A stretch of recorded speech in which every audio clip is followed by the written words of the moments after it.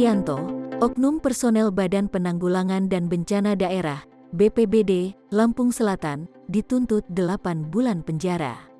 Afrianto dan pengurus penyeberangan bus bernama Budi Rizky diduga melakukan praktik pungutan liar di Pelabuhan Bakauheni.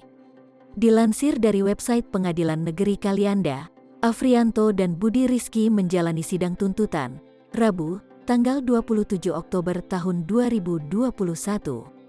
Jaksa Penuntut Umum, JPU, Rahmat Jati Waluya menuntut kedua terdakwa dengan pidana penjara selama 8 bulan.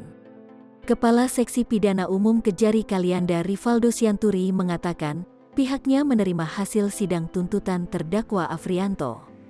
Kalau kita sudah sesuai dengan sidang tuntutan kemarin itu, tuntutan 8 bulan penjara. Ia kedua terdakwa, Afrianto dan Budi Rizky, dituntut 8 bulan penjara.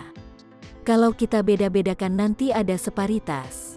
Itu tidak boleh, katanya, mewakili Kajari Kalianda Dwi Astuti Beniati, Kamis, tanggal 28 Oktober tahun 2021. Kita kan baru nuntut tanggal 27 Oktober tahun 2021 kemarin. Setelah seminggu, baru bacaan sidang putusannya, sambungnya.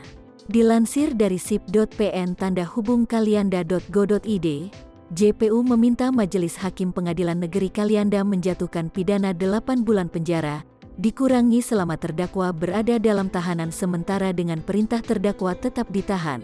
Dalam dakwaannya, JPU menyatakan kedua terdakwa secara sah dan meyakinkan bersalah melakukan tindak pidana sebagaimana diatur dan diancam pidana dalam Pasal 14 Ayat 1 Undang-Undang RI Nomor 4 Tahun 1984 tentang Wabah Penyakit Menular Jo Pasal 55 Ayat 1 Pertama KUHP.